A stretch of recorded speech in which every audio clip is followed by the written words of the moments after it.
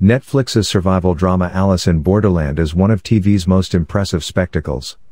This sprawling Japanese manga adaptation is rarely subtle, but its ability to deliver on wide-scale expectations make it a true TV standout.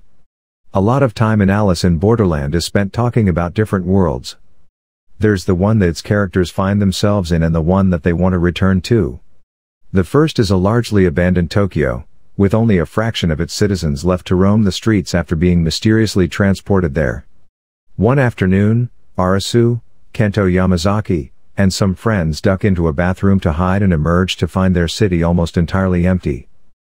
In this Netflix show based on Haro Oso's manga, Arisu is just one of a roughly undefined group of people looking to stay alive in their new alternate reality, where each person staves off death by playing wickedly manipulative games designed to pit players against each other and themselves.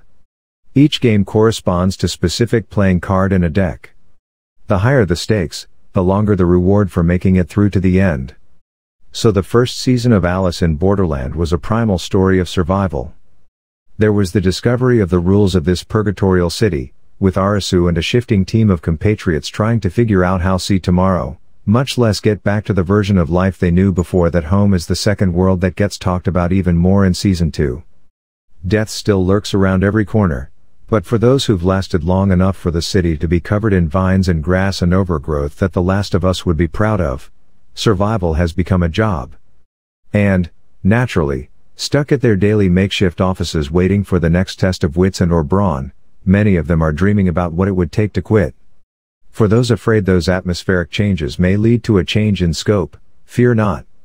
There may not be anything in Season 2 quite as striking as the image of Arisu and his two pals standing dumbfounded in a completely empty Shibuya intersection, but director Shinsuke Sato is still taking full advantage of painting on a giant, citywide canvas.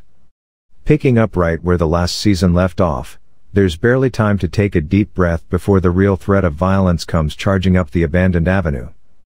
Before long, Arisu and the gang are thrust right into the heart of one of the most thrilling car chase sequences on any size screen in recent memory.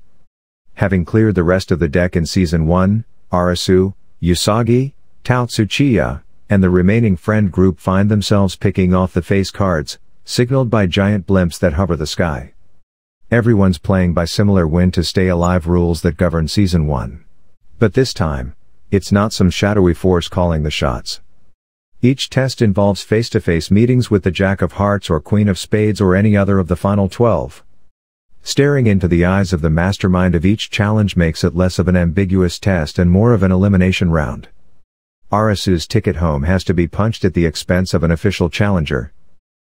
Of course, it's hard to describe the logistics of Alice in Borderland without putting words like real and home in the imaginary quotes that the show's characters basically put around them when spoken out loud.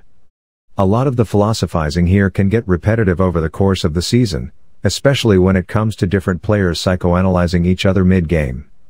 Sometimes, there are some legitimate breakthroughs, both for the audience and the people involved, about what people value. There are also plenty of times when members of this capable cast are reduced into voicing the faintest subtext out loud. And as dazzling as these game designs are, watching Sato move the camera across multiple planes during a labyrinthine game of tag is just one example of Season 2 indulging in some pure, turn-off-your-brain fun. Alice in Borderland has never fully cracked the happy medium between letting the audience put together pieces for themselves and having characters pause during the action to outline the specific stakes and strategy at crucial turns. Drawing from Oso's original illustrations, there are times when the clear scoreboards and visual signifiers that the show uses would be plenty. Having the players be de facto commentators often takes time away from more nuanced gameplay or a more cerebral approach to some heady challenges.